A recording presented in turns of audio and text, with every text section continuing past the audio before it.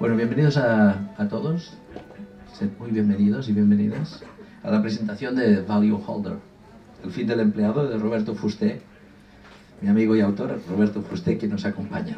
Tengo el honor de ser su editor y su amigo y vamos a celebrar el punto de nacimiento, el kilómetro cero de este libro, en Casa del Libro. Y haré tres partes, una introducción a esto del mundo del libro, después al libro de Roberto, leeré su biografía, él hará una intervención y habrá turno de ruegos y preguntas. Tenemos dos micros magníficos, etcétera, ¿de acuerdo? Empecemos por los agradecimientos. En primer lugar y sobre todo a Casa del Libro, porque mientras haya libros vamos bien. Mientras haya buenos libros vamos bien, y mientras haya buenos profesionales del libro vamos bien, muy bien. Aquí hay más de 200.000 títulos. Es un ejercicio de felicidad estar tan bien rodeado, tan bien acompañado y también de humildad, porque no los podemos leer todos. Y si hacemos una buena lectura, una buena selección de lecturas en nuestra vida, es gracias a los profesionales de Casa del Libro y de otras buenas librerías. Un país que tenga buenas librerías va bien. Les voy a contar algo que es muy divertido. En Alemania, la cadena de librerías más grande, Thalia, que factura 700 millones de euros, el consejero delegado hace muy poco hablaba de su compromiso social, y hay un mapa de librerías en Alemania, y a ver si adivinan dónde triunfa AfD, Alternative für Deutschland. ¿En qué zonas de Alemania triunfa AfD? Donde no hay librerías. O sea, donde no hay libros, donde los queman, vamos mal. Entonces doy las gracias a Casa Libro y también doy las gracias a Shell, mi distribuidor, Xavi Notbench, sí está aquí. Este señor se cuida. Tenemos una distribuidora muy buena que tiene 45 profesionales cada día atendiendo a todas las buenas librerías de España. Os doy las gracias siempre. Martán, gracias. Muchas gracias a Casa del Libro. Muchas gracias a Xavi, en nombre de Shell, y muchas gracias en mi nombre, Jordi Nadal, de la editorial. Estamos grabando esto en castellano porque queremos que esto llegue al mundo mundial. Y luego este vídeo estará a disposición de ustedes y del señor Fuster y de sus amigos. Yo llevo 33 años editando y conozco por las caras de una presentación cuando una presentación es muy chula y vale la pena. Y hay gente que aprecia al autor y lo admira y lo quiere, y lo mima y se siente bien. Entonces esta es una buena presentación. No podía ser de otro modo porque estamos hablando de Roberto Fuster, a quien tengo la suerte de conocer gracias a Juan López Belmonte, presidente del laboratorio Rovi, un gran amigo, quien me habló de él y tuvo la enorme generosidad de hablarme de él. Bien, justo antes de hablar del libro, solo decirles una cosa. Miren, este punto es muy rápido, muy acelerado. Vamos todos a golpe de tweet, de Facebook, de WhatsApp, y muchas de las cosas que no salen bien socialmente tienen que ver con la velocidad.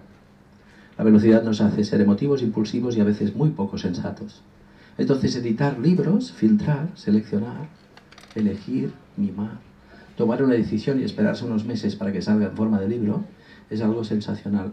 Hay un proceso de incubación de un libro que avala su calidad. Nosotros recibimos 2.500 manuscritos al año y solo publicamos entre estos 2.500 2 o 3. ¿Vale? Entonces somos buscadores de oro, pepitas de oro. En estos 33 años que llevo editando es lo que he hecho siempre, buscar oro, buscar algo valioso. Y desde que tengo plataforma editorial, hace 11 años cuando la monté, en el 2007, un momento extraordinario para montar una empresa en España, y una editorial, ni os cuento, he editado 750 títulos y hay 12 premios Nobel en mi catálogo. Quiero decir con ello que el señor Fuster está bien acompañado. Él prestigia mi catálogo y mi catálogo le da a él mimo y respeto y cariño y jerarquía, que es lo que toca, lo que merece y lo que toca, porque no hay más que leerlo y escucharlo. Yo divido mis días en los días que hablo con él y que no hablo con él, porque a veces cuando voy desde el despacho a mi casa, pues lo llamo por la diagonal, sobre todo porque me gusta mucho decirle ¿cómo estás en Hong Kong? Y esto me prestigia mucho, ¿eh? Cuando voy por la calle y veo a una persona terriblemente atractiva, pues llamo a Roberto Fuster y digo ¿cómo estás en Hong Kong? ¿Cómo vas? Entonces esto me da prestancia, ¿eh? O sea, da solidez a mi catálogo 750 decisiones, da solidez a mi catálogo 12 premios Nobel y da solidez a mi catálogo poder llamar a Roberto Fuster. En Hong Kong, por supuesto. Pero verle aquí es un placer porque es un hombre, ustedes lo conocen mejor que yo, es una persona que sabe muchas cosas.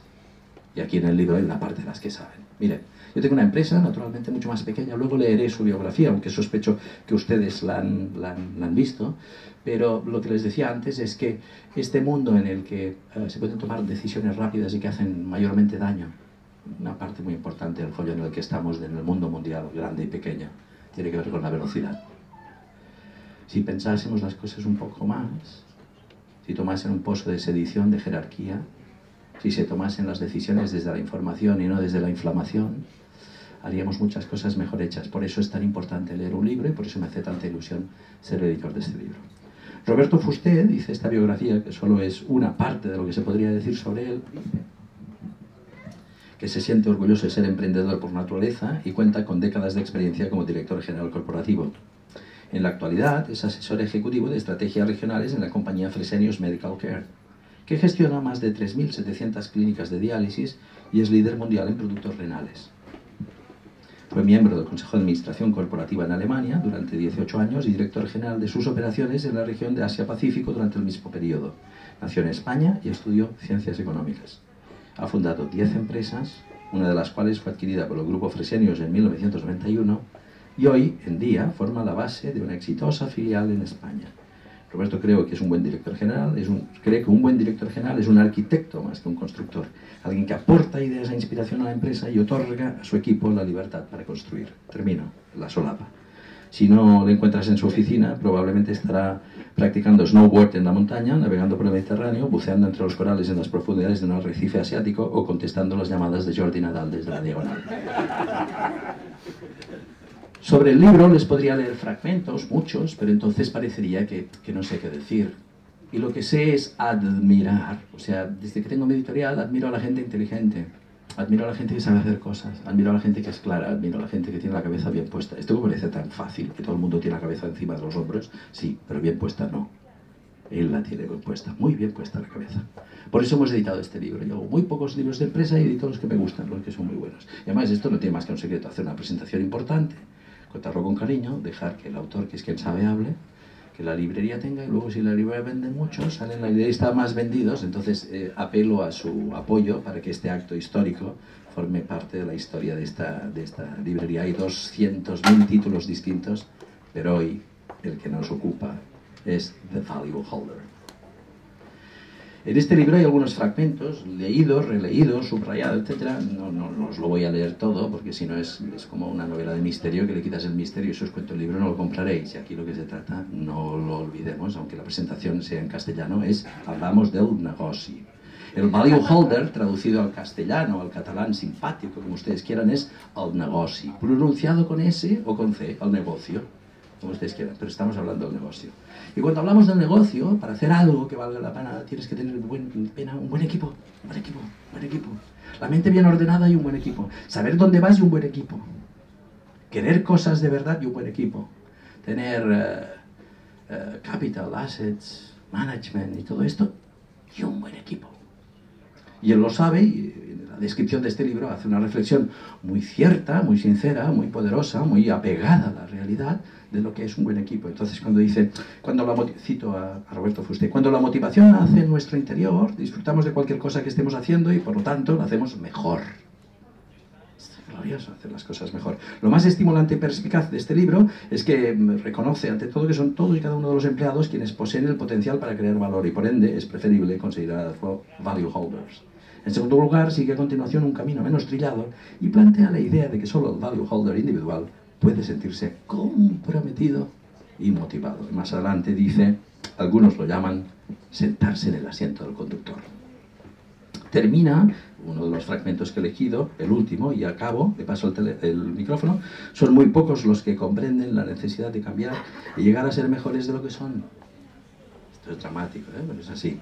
Muy pocos sienten la motivación personal para buscar áreas de mejora y urdir planes para alcanzar una nueva ambición. Pero lo cierto es que has de estar preparado para cambiar, o cuando la realidad te ponga a prueba, te desmoronarás.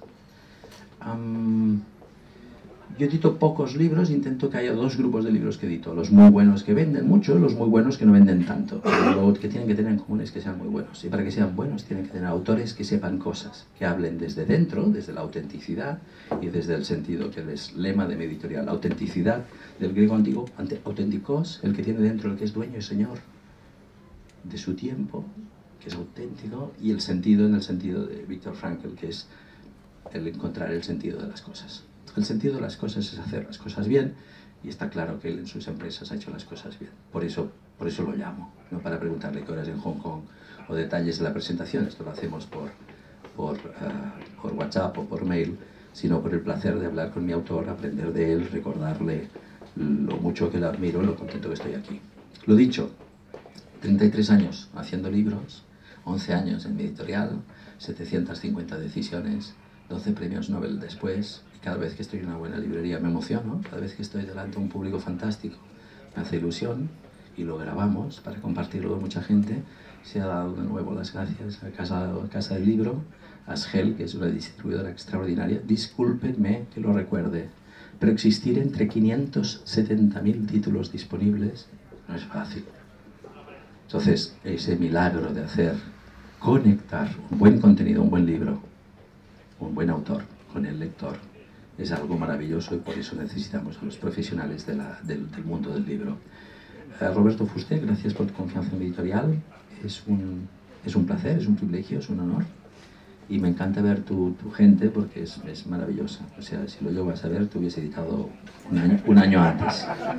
Pero no lo conocía. O sea, lo he editado cuando me lo han dicho. Pero si no, lo hubiese buscado.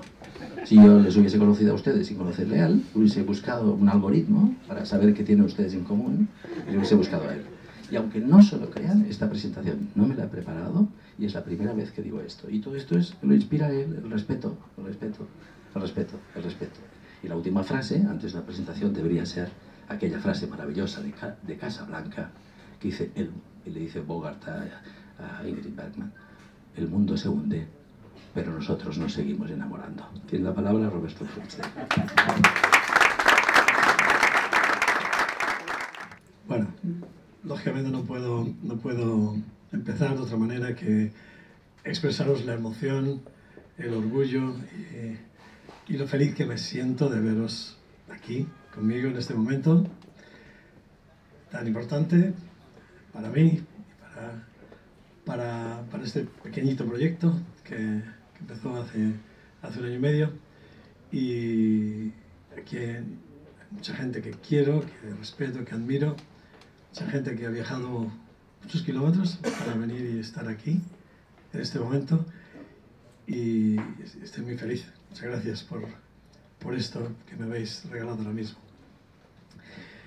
Bueno, The Value Holder, aquí lo tenemos. El fin del empleado. Es un título un poco provocador. Los que me conocéis ya sabéis que me gusta ser un poco provocador, porque la provocación inspira cambios, inspira cosas y no te deja normalmente indiferente. Pero el origen de este libro es porque después de muchos años de trabajar con muchos de vosotros, codo con codo, en diferentes partes del mundo, estando en el consejo de una gran empresa como Fresenius Medical Care, con más de 120.000 empleados de todo el mundo, y teniendo que tomar decisiones muy importantes que afectaban a muchos miles de personas muchas veces, pues siempre el equipo era para mí algo extraordinariamente importante. El equipo, las personas, es lo más importante de una empresa, por no decir lo único realmente importante. En el negocio, en las empresas, solamente hay personas. Todo lo demás son elementos, circunstancias que se utilizan para conseguir a veces, pues por ejemplo, esto, que es una botella de agua tangible, la tocas, la ves, tiene una etiqueta, es atractiva, tiene una utilidad, la bebes, pero detrás de esto solamente hay gente. La persona que es responsable del agua, la persona que es de una máquina, la que la envasa, la que la pone la etiqueta, la que le pone el tapón, la que piensa en el mensaje, la que está en el departamento de I+D, la que lo envía, la que te lo lleva aquí, al final, la que factura, la que recoge después el plástico. Solamente hay gente. Sin gente no hay nada. Todo lo demás se queda muerto, parado. Por tanto, los datos que vemos y que publica el Instituto Gallup de Estados Unidos cada 2 años sobre la implicación, felicidad y realización del empleado alrededor del mundo son escalofriantes. Y por eso el libro comienzo diciendo, hay que enfrentarse a esto. Esto no funciona, tal como está organizado hasta este momento. Si el 85% de las personas que trabajan como empleados en todo el mundo están desenchufadas, desenganchadas, insatisfechas, no realizadas, es una catástrofe. Es horrible. Yo no entiendo cómo puede ser sostenible algo así. Y eso es, digamos, a través, digamos, la media en el mundo. En España, concretamente, y el Instituto Gallup presenta estadísticas de cada país, en España es el 95% del empleado está desenganchado, desconectado realmente con la empresa que lo emplea y que paga cada mes. El 95%. En Italia no es mejor. En Alemania es un poquito mejor, pero es el 94%. En Hong Kong, por ejemplo, donde yo vivo, que es un país muy dinámico, muy tal, también es el 95%. Lo que sube un poquito la media son algunos países de América, algunos de Latinoamérica, en Estados Unidos, Canadá, suben un poquito la media, pero no mucho más. Allí, por ejemplo, pues los que están desconectados, eso pues, en vez del 85, pues son el 75%. Pero de la misma manera, la gran mayoría se encuentran así. Los departamentos de recursos humanos de las grandes compañías, y lógicamente debéis entender que la mayoría de la gente que trabaja en este mundo, la inmensa mayoría, por no decir más del 75%, son empleados. En todo el mundo. Estamos hablando de billones de personas. Los departamentos de recursos humanos, en sus ratios y en sus estadísticas, miran en los números de personas que son despedidas, porque lo decide la empresa, o las personas que deciden, en inglés se dice quit and go, o sea, los que deciden cortar y marcharse. Pero no ven el elefante inmenso que tienen allí en la empresa, que es ese 80% que deciden cortar, pero se quedan en la empresa. Han decidido desenchufarse de los destinos de la empresa, de sus inquietudes, deciden desenchufarse, pero se quedan y cobran cada mes. No tengo que deciros la relación directísima que tiene esa situación con la productividad en las empresas. Si el 85% de tu gente, imaginaos que tenéis una empresa con 100 empleados, y el 85% y está totalmente desenchufado, imaginaros la productividad que puede tener esa empresa. Por ese motivo es tan relevante que el empleado, que muchas veces se considera como esa pequeña parte de la empresa, es tan importante para el futuro, no solamente de una empresa determinada, sino para toda la economía mundial y el impacto que puede tener en el bienestar general de la sociedad. Es importantísimo. Sin embargo, no se tiene en cuenta ese drama que viven todas las empresas. Esa productividad de la que estaba hablando, a pesar de que se invierten billones y billones de euros o de dólares americanos en I+D en todo el mundo, y se implementan nuevas tecnologías, la productividad, las últimas 3 décadas, está así, plana, totalmente. No es que baja, pero no sube. Está totalmente plana. ¿Por qué? Porque se aplica a un colectivo que está totalmente desmotivado. Ese colectivo no tiene una sensación de pertenencia ni de propiedad en lo que está haciendo. El término de value holder, que yo acuñé un día, fue una idea de cambiar precisamente ese nombre de empleado que yo siempre he considerado como un término negativo. Igual que es negativo lo del jefe, ¿verdad? Pero lo del empleado es como la empresa emplea a las personas como emplea una máquina, emplea un edificio o emplea una patente, hasta que se amortiza y ya no hace falta más, y entonces lo cambias o simplemente lo desechas. Entonces eso de empleado, eso de que te empleen, que te usen, pues no es precisamente muy digno. Por eso el término de value holder es una invitación, una propuesta a cambiar esa manera de pensar y ese nombre. ¿Por qué The Value Holder? Y permitidme que haya mantenido ese nombre en inglés, porque creo que en el lenguaje económico y tecnológico hoy en día las palabras inglesas pues bueno, viajan a través de todo el mundo. Y es simplemente porque en las empresas existe digamos, el inversor, el shareholder, o sea, el que tiene las acciones. Entonces yo he pensado que The Value Holder es precisamente el nombre adecuado para poder mirar al shareholder a los ojos y de tú a tú poder hablar como socios de cómo conseguir que esa empresa mejore y por supuesto sea sostenible. ¿Por qué? Porque el shareholder tiene las acciones, pero el value holder, el empleado, tiene el poder de mover ese valor de esas acciones. Si yo soy un accionista y pongo 1 millón de euros en una empresa, lo pongo en un equipo humano que puede hacer que ese 1 millón de euros dentro de 5 años valga 2. O lo pongo en otra empresa que hará que ese equipo humano hará que ese 1 millón de euros dentro de 5 años valga medio. ¿Realmente quién ha generado ese cambio? ¿El 1 millón de euros? No, es un valor nominal. Es precisamente ese equipo humano, esos value holders, que son los que tienen ese poder.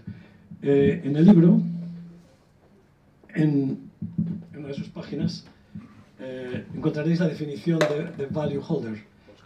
Y es así, no, gracias. Bueno, dice, value holder es el profesional que trabaja en una organización y debido a sus destrezas y contribuciones posee una parte del valor de esta.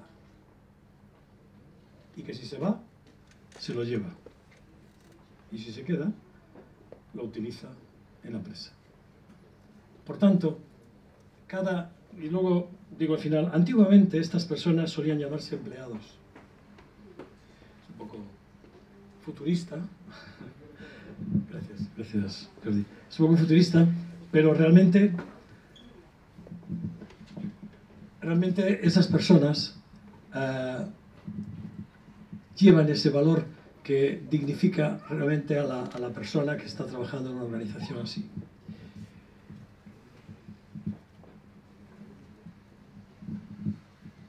Realmente si nosotros vemos la situación que yo digo en el libro que no funciona,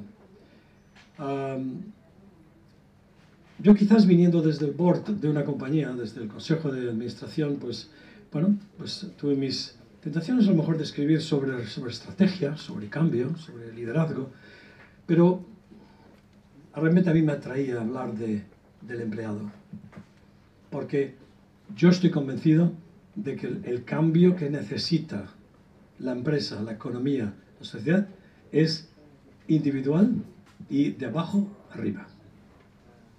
No podemos ni debe esperar el empleado que se den cuenta y descubran su situación y tomen decisiones sobre su vida. Debe actuar. El propio empleado es, digamos, el responsable del cambio que necesita en su vida. Bueno, pues se habla de que la empresa, y de hecho, pues el empleado en general, pues estaría en una situación, estoy hablando de ese 85%, estaría sentado diciendo, mi jefe es un pip, la empresa no me entiende, el gobierno es... y la vida en general pues es fatal, etc. Se está uno lamentando de su situación, pero no genera ningún cambio. Y espera que los cambios vengan de fuera y que alguien decida o descubra tu situación para cambiártela. Y las cosas no funcionan así. Es como cuando la persona dice, cuando todo me vaya bien, seré feliz. Pero realmente no es así. Uno tiene que generar cierta felicidad, la poca que tengas, y entonces todo lo demás te irá bien. Porque serás un agente positivo sobre todo lo que te rodea y todo quien te rodea. No esperes que lógicamente lo exterior te solucione tu interior. La felicidad viene de una manera endógena. Y eso es una buena noticia. Porque no debes pensar o esperar que sean otros y otras circunstancias las que van a influir en tu felicidad. Eres tú dueño de eso. Lo puedes hacer tú. Aunque tengas ese poquito de felicidad así, para poder generar el cambio. De dentro a fuera. Igual que estoy convencido de que el cambio en la situación de la sociedad económica sobre todo, y de esa falta de compromiso, es de abajo arriba. En la vida, desgraciadamente, aprendí hace mucho tiempo, lo aprendí en inglés, pero traducido quiere decir que la vida no te da lo que mereces, ¿verdad? La vida te da lo que negocias. En cada cosa. Y negociamos cada día, ¿verdad que sí? Cada día negociamos con nuestro marido, con nuestra mujer, con el vecino, con el compañero, todo el día. La vida no te da lo que mereces. Todos merecemos más, ¿verdad que sí? ¿A que sí? Yo merezco mucho más de lo que tengo y los demás. Pero la vida no te da eso. Hay que negociarlo, hay que gestionarlo. Y funciona así. Y el propio empleado, que muchas veces se queja de muchas cosas, yo le invito, en este libro, a que tenga una charla muy honesta con él mismo en el espejo y se vea. Y se vea dónde debe empezar el cambio y dónde están las circunstancias que le llevan ahí. Antes lo decía Jordi, pero normalmente nos gusta competir con los demás. Pero nuestro mayor competidor somos nosotros mismos. Pero con nosotros mismos no nos atrevemos, casi nunca. Nos atrevemos con los demás. Pero con nosotros mismos, eso es más duro. Porque sabe mucho de nosotros. Lo sabe casi todo. Y conoce nuestros puntos flacos, nuestros puntos fuertes, y sabe por dónde atacarnos, y sabe muy bien lo que decirnos, para que no hagamos o digamos nada. Pero la realidad, y lo pongo muy claramente en el libro, es que todos nosotros vivimos en la famosa llamada zona de confort, ¿verdad? Comfort zone. Que es esa zona que nos creamos virtualmente, en la que nos sentimos cómodos. Y esa zona de confort es una zona que separa totalmente nuestras certezas con los miedos, de los miedos. Hay una frontera, todo lo que no conocemos, lo que no está explorado, nos da miedo, está fuera de esa zona de confort. Y todo lo que tenemos dentro de esa zona de confort son cosas que dominamos y conocemos. Y ahí estamos. Y casi nunca cambiamos. Y no se trata de salirse de la zona de confort y de repente volverse loco, no. Se trata de ampliarla, de trabajarla, de cambiar miedos por certezas. Hay que explorar cosas que no hemos hecho antes para crecer. Yo os digo, por ejemplo, ¿cuándo fue la última vez que hicisteis algo por primera vez? ¿Cuántos años hace? Yo, posiblemente, unos cuantos. Pero pensadlo. ¿Cuándo fue la última vez que hicisteis algo por primera vez? Algo nuevo, algo diferente, algo que no dominas. ¿Por qué somos tan buenos haciendo ciertas cosas y tan malos haciendo otras cosas? ¿Es que hemos nacido así?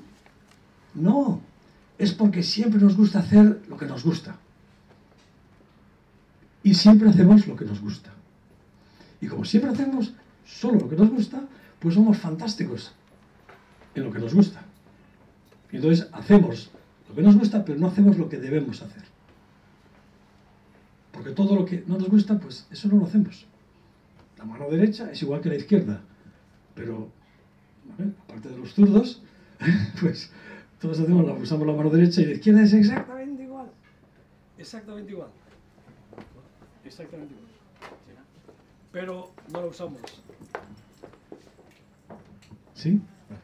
No lo usamos, ¿por qué? Porque hacemos lo que nos es cómodo. Por tanto, esa sensación de hacer siempre lo que nos mantiene en esa zona de confort es estupendo.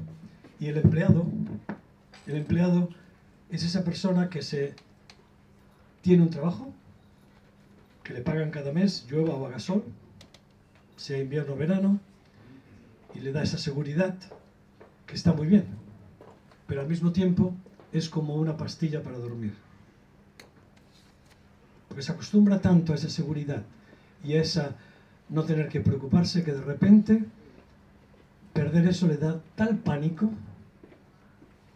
que ocurre que ese 85% que no están contentos, que no están felices, que han desconectado, no se van a ningún sitio porque se creen que ese es el único sitio donde pueden vivir. Y se tragan lo que haya que tragarse. Y eso no es bueno. No se puede vivir la vida así. La vida solo se puede vivir de una manera y desgraciadamente ir en un sitio. Hay que elegirla. Porque no hay 3 o 4 maneras de vivirla. Por tanto, el empleado, esa persona que se cree que porque tiene esa seguridad ya no existe nada más fuera de ahí, debe cambiar. Y el cambio hacia dónde debería ir. Bueno, yo en el libro intento dar algunas ideas para poder cambiar ciertas cosas, pero yo le diría que el tener un trabajo es muy importante. El tener un sueldo y quizás un incentivo es muy importante, pero no es nada especial. No es nada especial, pues, sencilla razón de que cualquier empresa te lo ofrece. Cualquier empresa que te emplee te dará un sueldo y a lo mejor un incentivo. ¿Es especial? No. ¿Importante? Sí. Pero yo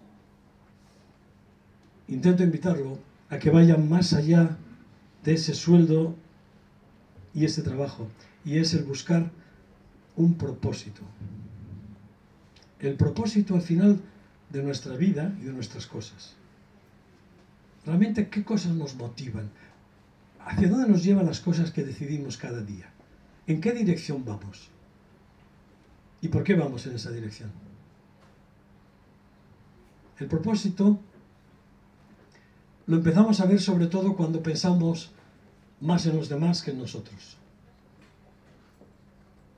Cuando piensas en tú, cómo eres, con tus talentos, con tus puntos fuertes, con lo que puedes ayudar a los demás, y empiezas a prolongar eso hacia los demás y lo proyectas, entonces te das cuenta de que realmente tu vida y tus cosas pueden tener un sentido mucho mayor que simplemente cobrar un dinero cada mes, usarlo, gastarlo prácticamente completamente y volver a empezar al mes siguiente. Y que entonces te das cuenta después de muchos años y dices, bueno, ¿y qué he hecho yo en mi vida? Aparte de eso. Por eso ese propósito es lo que yo intento que en el libro ese Mario Jordán lo entienda y lo disfrute y lo viva. Por lo que he dicho, la vida es muy importante, pero lo que haces con tu vida es todavía más importante. El tiempo, que todos lo tenemos cada día, es muy importante. Tiempo. Pero lo que haces con el tiempo es mucho más importante todavía. El dinero. El dinero es muy importante. Pero lo que haces con el dinero es todavía más importante, ¿o no? Entonces, esas preguntas, esas cosas son las que intento que en el libro el value holder se sienta más dignificado y más feliz con lo que hace cada día en el trabajo. El otro día hice una entrevista en una radio y me preguntaban, se llama el programa Lunes... ¿Lunes qué? Lunes motivadores, lo que se llama. Y me preguntaban, ¿qué es para ti el lunes? Claro, digo, bueno, para mí el lunes es un día estupendo. Pues muy bien, porque lo que hago, lo que trabajo, pues, paso bien, me gusta. Para para mucha gente, claro, el lunes es como, oh, Dios mío, el lunes otra vez, trabajo, tengo que volver a ver a este tío, a esta tía, qué horror. ¿Qué tiene de malo el lunes? ¿Qué tiene de malo el trabajo, la actividad? Si realmente eres feliz en lo que haces, te sientes realizado, tienes un propósito. No debería ser mejor o peor que un sábado o un viernes. Por tanto, la idea en este pequeño libro es que ese empleado que está desanimado, sin una perspectiva, quizás sin un propósito, que entienda que todo depende de él. El cambio depende de él. De una zona de confort casi nunca aparece el cambio. El cambio casi siempre aparece cuando te obligan a ello, cuando te empujan a ello, cuando la vida te hace sentir incómodo.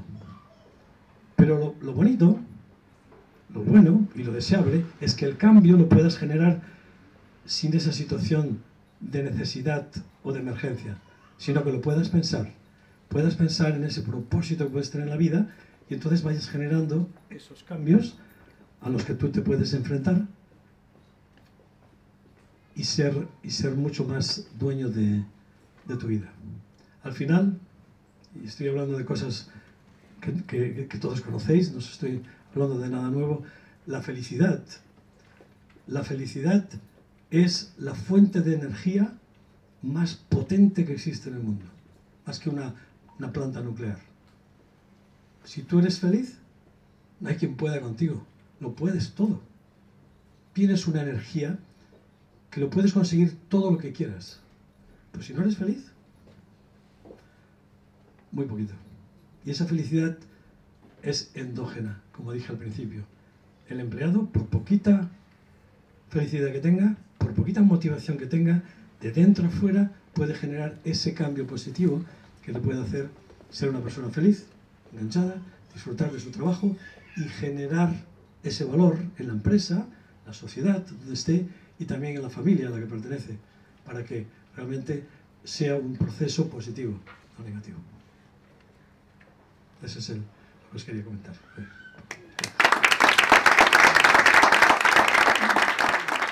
No, y no te hablaré en catalán porque se está grabando y hemos quedado que esto sería así.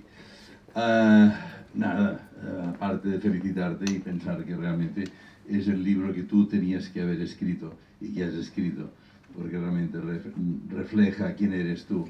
Es casi una autobiografía sin el anecdotario, solo con la esencia. Pero bueno, aparte de esto, lo que yo te quería preguntar, en Japón, que se habla tanto de que el empleado está muy incorporado a la empresa, ¿esto tiene una lectura diferente allí? Y una cosa es que la Gallup haga estadísticas, pero no sé si hay alguna visión tuya crítica sobre cómo los empleados o los value holders de las empresas de Japón se sienten en las empresas. Tú has estado en Asia y esto seguramente lo has visto de una manera diferente de cómo el tópico nos llega, ¿no? Sí. Sí, ya. Gracias, Josep. Bueno, pues Japón es precisamente un país muy peculiar, muy especial, que todos más o menos habremos leído o conocemos, pero en el aspecto, digamos, un poco de cobertura o social,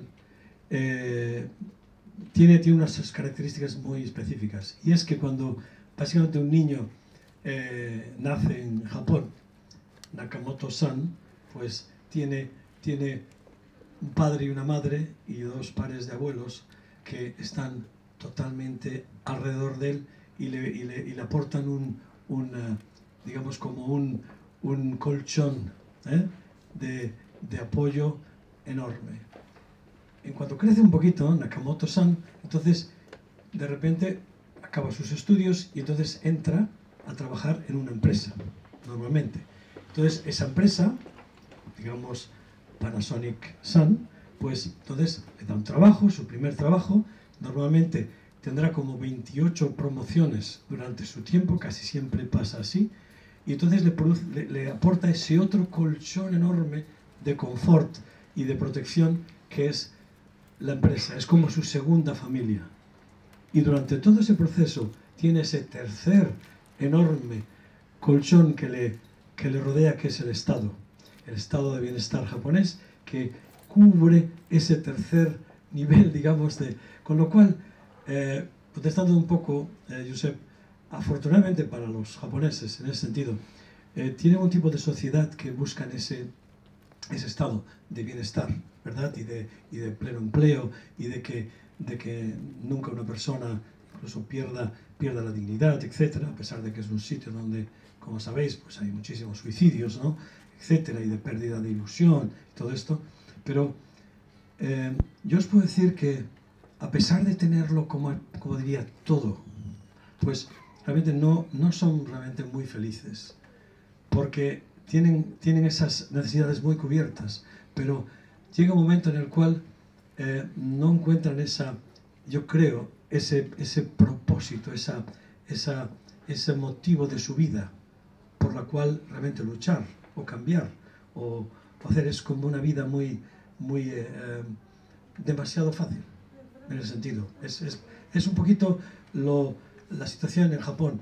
Yo desgraciadamente tuve quizás la situación más difícil en toda mi vida profesional fue en Japón, porque tuve que tomar la decisión de despedir a 70 personas en nuestra organización, porque simplemente teníamos que cambiar.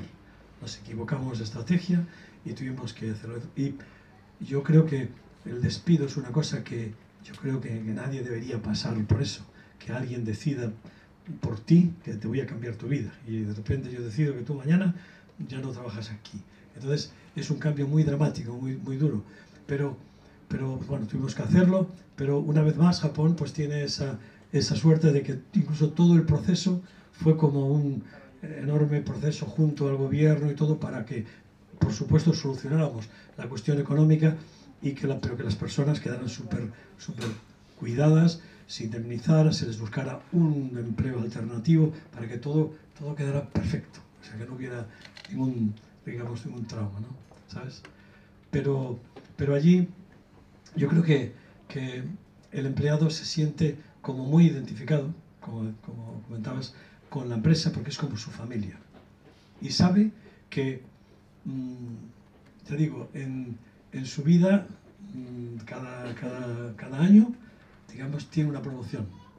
Entonces, a veces cuando ves la tarjeta de un empleado japonés, pues pone, necesitas 10 minutos para leerlo, ¿no? Y pone Nakamoto-san, y entonces pone manager de marketing los lunes, miércoles y viernes, pero el edificio de la izquierda, entrando por la escalera B y sin preguntar el apellido. Y al final dices, bueno, ¿y quién eres? ¿Qué haces? ¿No? Pero cada año le han ido cambiando algo, y entonces es la forma como funciona, ¿no? Para ellos tener esas pequeñas motivaciones. Es como muy peculiar la forma de hacerlo. No hay nada comparable en Asia. El resto de Asia es como muy parecido, mucho más a lo nuestro, ¿verdad? Yo tengo una especie de pregunta. Vamos a ver, has hablado de que el 95% de los empleados en España no están, digamos, de acuerdo con su propia vida dentro de las empresas. Sí. Y parece que en el libro, cuando me lo lea, entonces tendré más poder de decisión. Parece como si riñeras un poco al empleado, en el sentido de decirle, venga, despierta, echa hacia adelante, mira de incorporarte mejor en la empresa, etcétera, etcétera. Yo, por la experiencia personal, por el trabajo que tengo, lo que veo es que no el 95, sino el 99% de los comités ¿cómo diría? Los consejos de administración de las empresas, administradores, etcétera, sí, son los principales culpables de que ese empleado realmente no esté contento, porque nos encontramos en una situación de que estamos, digamos, dirigidos por gente que llega a su nivel de incompetencia, y tienen un miedo horrible, los que mandan arriba, de que los que suben debajo les quiten el puesto, de una forma o de otra. y realmente provoca una serie de tapones que hacen que esos empleados, que en un principio cuando alguien entra en una empresa entra con ilusión normalmente, les peguen 2 bofetadas y digan, tú quieto aquí, no te muevas porque si no todavía vas a recibir más. Entonces, no sé, posiblemente el segundo libro tendría que ir dedicado a los empresarios a decirles, oye, aprovechar ese capital humano, no lo destrocéis. Estoy de acuerdo con tu comentario y es desgraciadamente la realidad.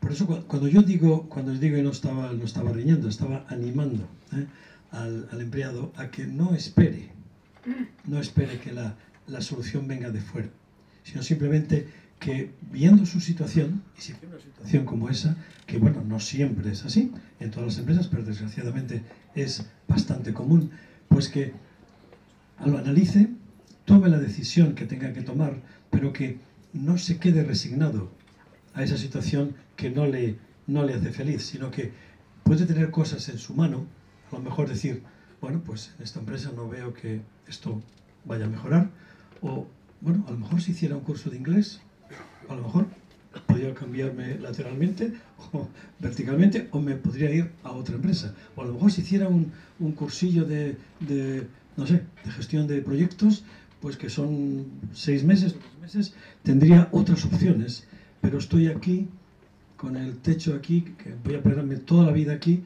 entonces lo que yo le animo es a que no, en vez de lamerse sus heridas y echarle la culpa a los demás, que es algo muy humano, que normalmente hacemos, pues es decir, mírate al espejo y dices, bueno, vamos a ver, ¿por qué estás tú así? A lo mejor resulta que hay algunas cosas que tú tenías que haber hecho que no has hecho, o otras cosas que puedes hacer y que eres un poco reacio a hacerlas. Entonces yo lo que animo precisamente a esa persona es a que inicie el cambio de uno de dentro afuera y que busque las soluciones para tener, y la solución puede ser cambiar de empresa, cambiar de empleo, cambiar de departamento, no sé, hacer algo por tu cuenta, pero no te quedes ahí para siempre, esperando que alguien adivine que estás enfadado o que estás satisfecho y que venga y te diga, oye, que veo que estás muy triste, tú lo que necesitas es una promoción y un aumento de sueldo. Sí, señor, ven al despacho que te lo voy a arreglar. Eso no va a pasar. La vida está hecha de una manera, y por eso digo que no funciona, pero antes de que a lo mejor haya esos cambios, si hay un cambio de arriba abajo, normalmente responde a la idea de unos pocos para intentar solucionar lo de muchos, y posiblemente no es lo ideal. Pero el cambio individual de abajo arriba es personal, es individual. Tú generas tu propio cambio. Y tú sabes lo que quieres y tú buscas lo que te puede servir. No te lo van a dictar otros. Entonces yo creo que es como mucho más valuoso y más fácil de hacer. Porque una cosa que comento en el libro es que no puedes cambiar el mundo, pero sí puedes cambiar tu mundo. Si pensamos en cambiar el mundo, solamente nos generará frustración, porque veremos que no podemos cambiar el mundo. Pero tu mundo sí que lo puedes cambiar, porque tu mundo, y todos tenemos nuestro mundo, ese mundo lo podemos influenciar, podemos impactarlo, y lo que podemos hacer puede ser muy importante para nosotros. Y yo creo que esa es la clave, es centrarnos en nuestro mundo, mejorarlo, positivizarlo, y de esa manera iniciar ese cambio del mundo, que algún día podría ser diferente. Robert, yo te quería preguntar respecto a qué compensaciones se te ocurre que puede esperar un value holder, porque personalmente en la empresa que trabajo ahora, pues creo que hemos conseguido tener a la mayoría de las personas así, y es una duda que a uno le asalta, ¿no? ¿Qué le puedes dar a ese equipo que tienes, que está trabajando muy bien, que es consciente de lo que quiere conseguir en la empresa, y que cuando te planteas retribuirlo, pues bueno, le pagas un salario, le pagas un bonus, pero ¿qué más puede esperar ese trabajador? Bueno, gracias. Bueno, es otro tema, pero que evidentemente yo creo que la empresa en general tiene herramientas en sus manos para poder mejorar eso mucho. Hay dos de ellas que os puedo por lo menos comentar, que es una de ellas es comunicación, información, información, información. Normalmente las empresas informan mal. Las empresas informan de una manera sesgada, de una manera exclusiva. Y las personas que trabajan en la empresa, el equipo, no se entera de la mayoría de las cosas. No hay buena información. Casi todas las empresas tienen información, pero ¿qué tipo de información? La mayoría de las veces cosas que no le interesan al empleado, sino que le interesan más a la empresa. Es como una especie de relativa propaganda de ciertas cosas que interesan explicar. Pero la información es fundamental y es el grado de implicación es directamente proporcional al grado de información. Tú estás informado, tú te implicas. Tú no estás informado, te da igual. Entonces, normalmente, por ejemplo, a mí ha habido muchas veces que me han propuesto ejecutivos, decir, Roberto, tendríamos que crear el premio al mejor no sé cuánto y el premio a los 3 mejores no sé qué. Y yo decía, bueno, está bien, pero a ver, tenemos aquí en Asia un equipo de 12.000 empleados. Le daremos el premio a 3 y tendremos 11.997 cabreados. Compensa, porque siempre hay matices. Es que este ha venido un poco más, el otro ha hecho no sé qué. Todos realmente posiblemente tengan alguna cosa que hacer. Es como tú tienes una empresa y cuando tienes algo importante que decidir o discutir, llamas a tus 6, reunión, todo el mundo lo sabe, reunión con el jefe, 6, y los otros 284 se quedan en la calle. Están ahí a ver qué pasará, qué nos dirán. Esos 6 que van contigo estarán encantados en la reunión, están informados, les explican, piden opinión. Los demás, bueno, pues ya nos lo contarán. Y si no nos lo cuentan por mes igual, ¿no? Y entonces ahí empiezan esos procesos de desengancharse. Es decir, uno, información. Porque con la información al individuo lo dignificas, le das importancia, le haces sentir valorado como persona. Que le expliques lo que pasa, sea bueno o sea malo. Y si le pides su opinión, para que se implique. Y normalmente es una actividad que a la empresa le cuesta 0 coste. Es simplemente la información que tienes, las cosas que pasan cada día, que no cuestan dinero, es decir, pueden ser buenas o malas, pero la información de divulgarla y de hacerle entender a la gente que todo el mundo está a un nivel importante de información. Yo creo que eso es algo que es fundamental para alimentar esa parte, digamos, humana. Y después está la parte económica. Y en la parte económica, las empresas ya saben cómo motivar a largo plazo a la gente, pero solamente se motiva a los ejecutivos allá arriba. ¿Por qué? Porque son pocos. Y encima pues cuesta poco. Entonces, a los 10 de arriba, entonces hay una forma de lo que se llama en las grandes empresas digamos, incentivos a largo plazo, que hacen que, bueno, si hay se consigue una serie de objetivos a los 5 años o a los 10 años, normalmente suele ser a los 5 años, y entonces hay como una especie de premio especial, ¿no? Pero solamente participan 10 de 1.200. Los demás, ¿no? Si la empresa va bien, consigue algo extraordinario, participan solo muy pocos.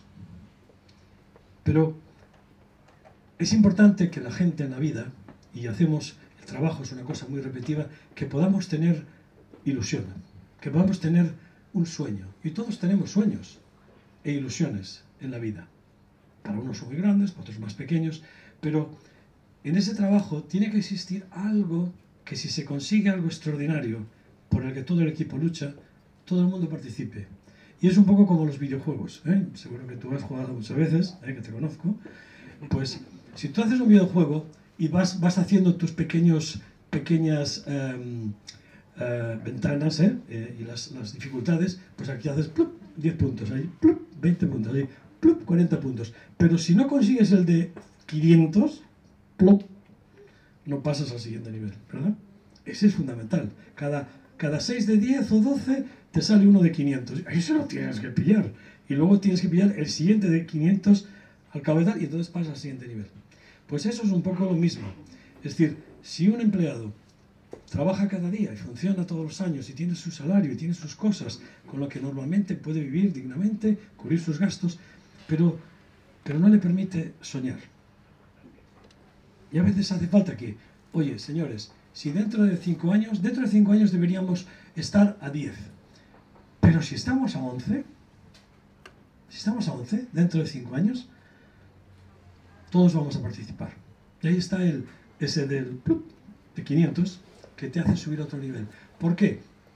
Porque entonces, durante 5 años, estás trabajando, te informan bien, estás a gusto, una empresa que tiene una buena cultura, pero sabes que dentro de 5 años, si las cosas van bien, tendrás esos X, euros que te van a permitir lo que para ti es tu sueño. A lo mejor es comprarte una moto de trial, ¿no? Por ejemplo. Para otro, pues a lo mejor es dar la entrada para un apartamento en Santa Pola. Y para otro es, yo sé, pues hacer un viaje con la mujer al Machu Picchu, porque siempre lo ha querido hacer y tal, toda su vida, ¿verdad? Pues, ¿qué ocurre? Que esos pequeños sueños que van tirando de la vida, pues la empresa tiene una obligación de poder hacerlos realidad, ¿sabes? Para que no sea como una especie de viaje anodino, que pase lo que pase, sea como sea, siempre va a ser básicamente lo mismo, ¿no? Entonces son pequeñas cosas que yo sé, porque lo sé, que es difícil articular, porque siempre son complicadas, pero las dos cosas que he citado, la información y el compartir en algo extraordinario, una parte de lo extraordinario, a la empresa no le cuesta ni un euro. Porque si no se consigue lo extraordinario, pues nada, nadie participa. Pero si se consigue, pues se participan, ¿no? Con lo cual, no aporta un coste. La empresa no puede decir, no, es que no podemos permitirnos esto. Sí que puedes, pero se tiene que conseguir algo que sea un esfuerzo de todos. Entonces, son varias cosas que, de la empresa, pueden ayudar para solucionar eso. Hola, Robert. A mí también me cuesta mucho dirigirme aquí en catalán. Pero bueno, hemos hablado mucho del libro, nos conocemos. He leído el libro en inglés, he leído el libro en español, y realmente creo que es un libro humanista también. Si lo miramos desde el punto de vista humanista, porque se está refiriendo al 95% de la gente.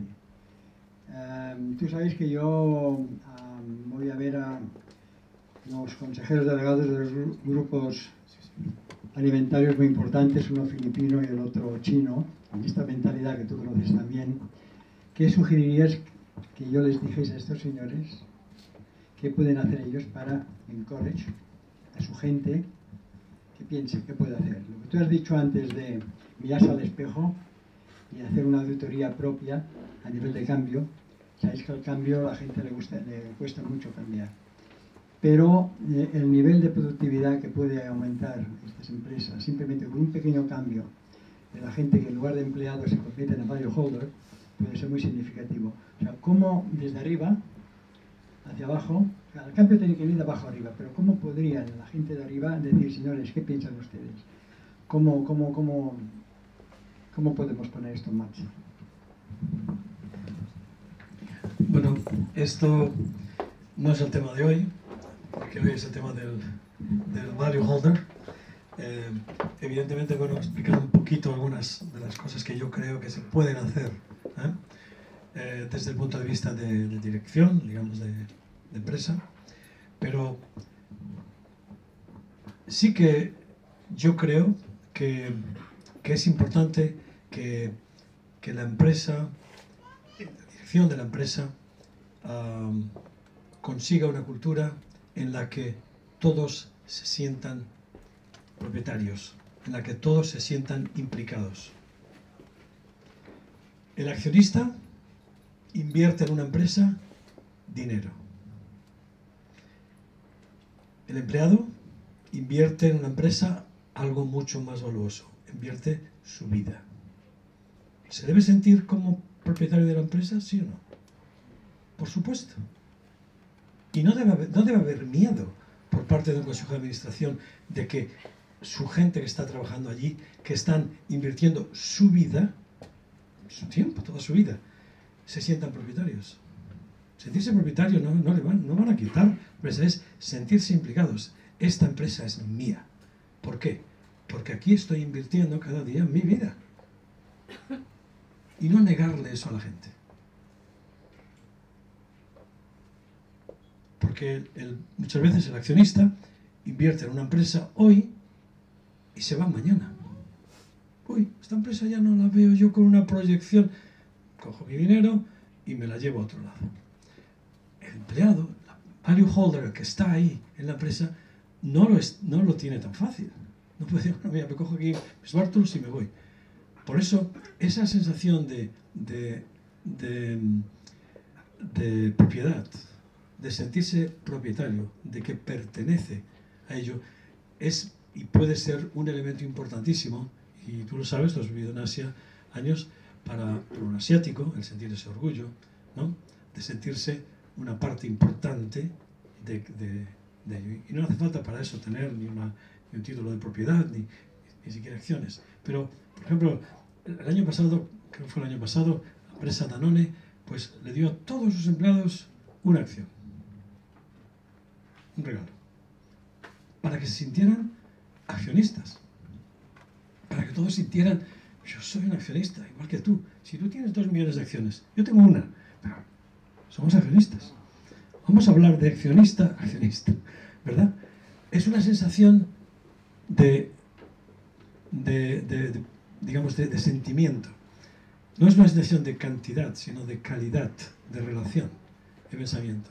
Entonces, yo he animado, y esto que os estoy diciendo aquí, se lo he dicho a mi equipo en Asia durante años. Y de hecho, cuando nos reuníamos y hacíamos la reunión anual en enero, yo les decía, bienvenidos a la reunión de accionistas de Asia Pacífico de Fresenius Medical Care. A todos. Porque quería que todos se sintieran propietarios de la empresa, porque están invirtiendo en lo más importante que tienes, que es tu vida. Más que el dinero. Por tanto, eso yo creo que es un elemento que la empresa normalmente tiene un poco de miedo, digamos, de que ese sentimiento fluya.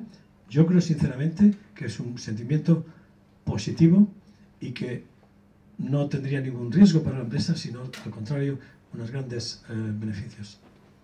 Porque, una vez más, es la implicación, el sentirse que te valoran, te respetan, te dignifican. Ese es un value holder.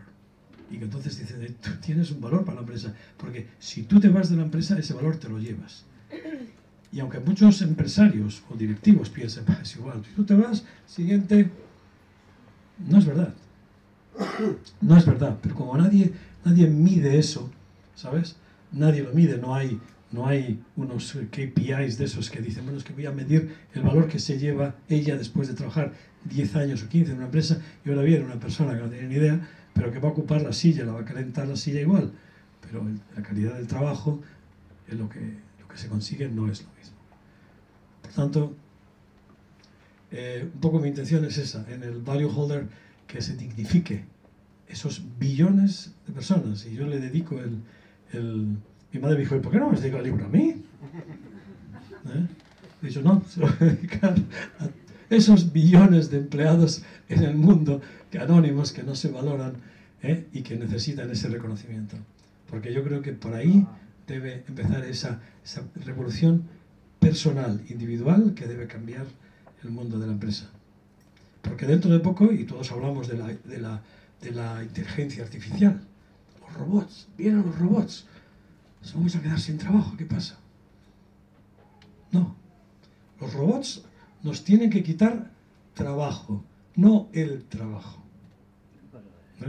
Tenemos que entenderlo bien, porque la persona continuará teniendo la importancia que tiene, pero lo que no puede hacer la persona es trabajar como un robot. Entonces sí que te lo va a quitar el trabajo. Tienes que dar más valor que lo que haría una máquina, un robot. Pero los robots nos quitarán trabajo, pero no el trabajo, si hacemos las cosas bien, ¿no?